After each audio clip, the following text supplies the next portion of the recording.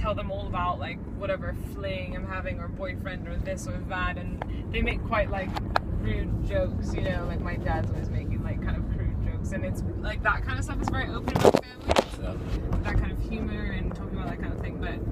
But then when I was in high school, they were very strict about like going to parties, so I'd always have to like sneak to parties and stuff.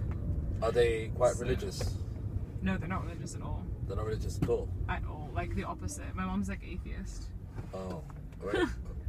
So you said that like you're not atheist, like you don't go down that. Is that? Well, no, it's just quite intense. It's quite like atheist is like strongly does not believe, rather than just doesn't follow anything. Like my dad just is what you'd say call like agnostic. He just doesn't follow anything, but he likes, you know, he likes some religious stuff and the idea of it. He likes some hymns. My mom's strongly not against it, but really does not believe in it, you know. Yeah. So, but I also kind of laughed because like it's just we're just like the most unreligious family. Like sometimes I'm just confused about like I'm like, what's Easter for again? And my parents laugh and they're like, God, we really did not bring you up, and like you should really know that. And I'm like, well, yeah, but you guys never brought me to church or anything. I don't know. So do you? I mean, you yourself, what do you believe? Do you believe in a creator? No, I personally don't.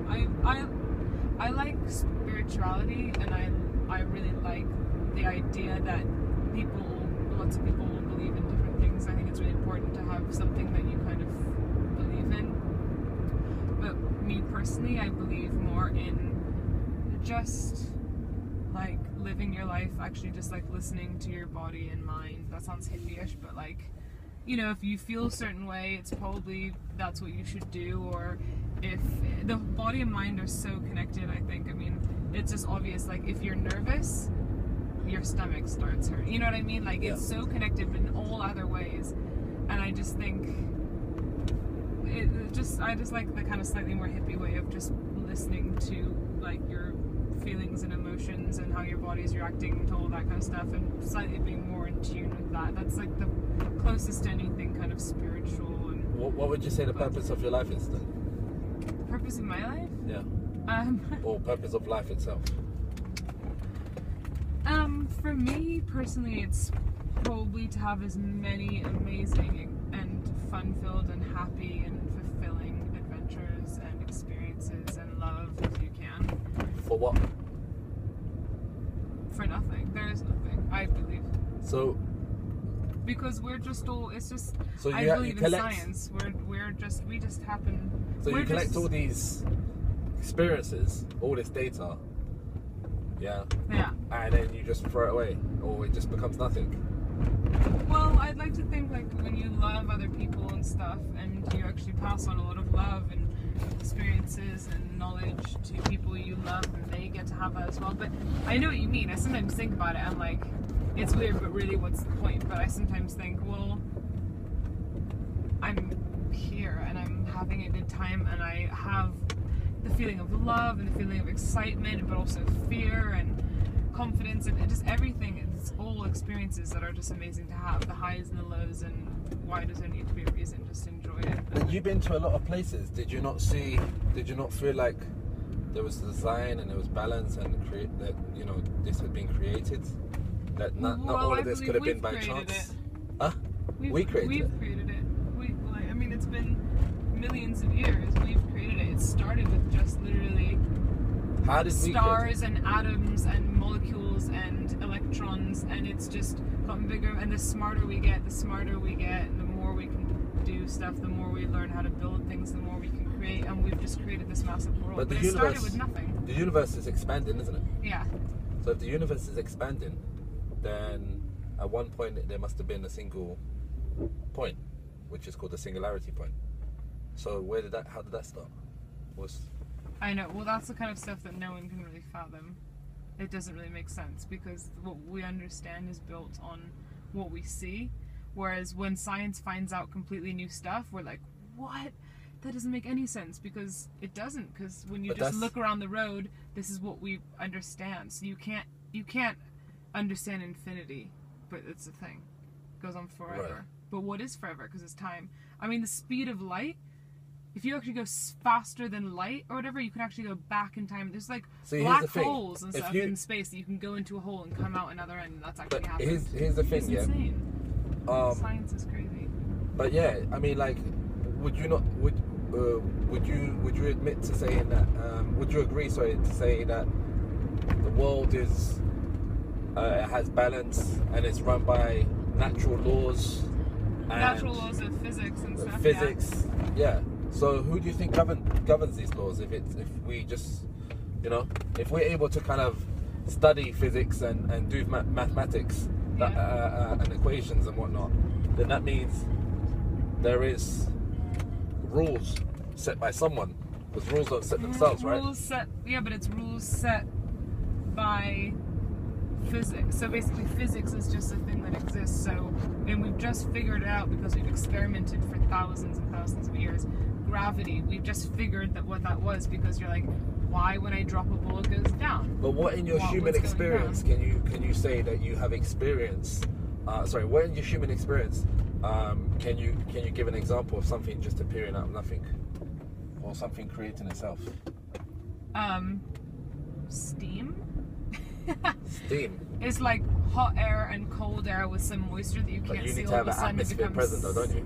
Huh? You need to have an atmosphere present, though, don't you? Yeah, but it's all made of atoms and molecules and electrons and. But that's my point. protons. You still have to have something created to get an atmosphere to have a reaction. Oh, wait, actually, it's in the front. Sorry, that way. For some reason, brings everyone to the back of my house. It's just here and then to the right, just by a few houses. Yeah, but that all exists. It always comes back to a beginning. But it doesn't need to have a creator. Like, do you actually think that there's like a man or something that's just like, not a man, this is the world and I've created it. Like what? Like, here's the thing, right? Like you have ears and they're used for hearing, right? And you have eyes and they're used for seeing. Yeah. So you know the purpose of these two things, these two little functions, right? Yeah. But us ourselves, we don't know what the purpose is. Therefore, it's illogical to kind of think that we have no purpose, because everything around us has purpose, even if we don't understand it. Cool. Anywhere like here? Yeah, thanks. Yeah. No, it's weird, and I think it's sometimes, but that's why I think religion's so popular, because it freaks people out to not understand what the point is. But who knows? Everyone has different ideas. No, but if we did have a purpose, wouldn't it make sense for some type of guidance? Some type of reason, like we should be told why we're here, isn't it? Yeah, but your ears aren't told why they're there. Your eyes aren't told why you're there. We're just a cog in the whole wheel of the world, like building stuff and reproducing and having babies and like keeping on going. When we talk about religion, we have revelation to tell us what the meaning of life is and why we are made the way we are. But that's why I think people like religion and go towards religion, because it's the only thing in the world that can give us a purpose. I actually don't think there is a higher purpose. It's just like we're all like ants, whatever. We're just going and reproducing, and we just happen to be here. But ants, if you look at ants as an example, if you look at ants as an example, they're very like intelligent and social and everything. So, they have a very good deep structure. So do we. Look at our structure of the world: politics, government, this, that. We have a massive structure, but there's no higher purpose. What I'm saying is that they follow. Go on about life. What I mean is that they follow laws set by themselves. Well, not themselves, by nature, by God, ultimately. Yeah, I don't know. I think it's like natural. I mean, it's like evolution. You learn the laws, so it's just like for thousands of years we were doing this one thing wrong and we kept dying, so we started learning to do something right, and then that's how evolution works. That's why like certain animals we used to have like tails, for example, and then that didn't help because people would see us more and then kill us, and so we stopped having tails and things like that. So like, you think we used to have tails? Well, we did. That's what the thing in there above your butt is heart. That's where a tailbone is, because we used to be monkeys. It's evolution. Oh, okay. So animals, like the evolution, have massively evolved. So certain animals have so zebras have stripes so they can hide. They didn't used to, but then the ones that didn't have stripes would get killed because they'd be seen amongst the grass. So the ones that did have stripes kept reproducing, and now all of them have stripes. That's how evolution works. But it's the evolution. It's a theory. It's still a belief. It's still a belief system.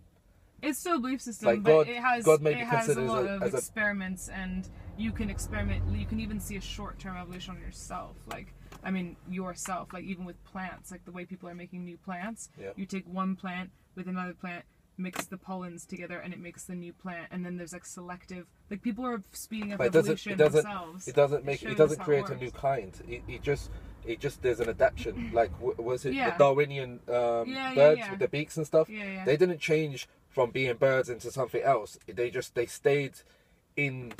You know what I'm saying? Yeah, Like, there is no. But they evolved. Then their beaks changed. But then we they became evolved. more like that. There's no dispute. Look at our hands. Yeah, when we were a nation of Texas, so our thumbs and all that. They're much more shorter That's and stuff what I like mean. But that's why I believe personally in evolution. It does make a lot of sense to me.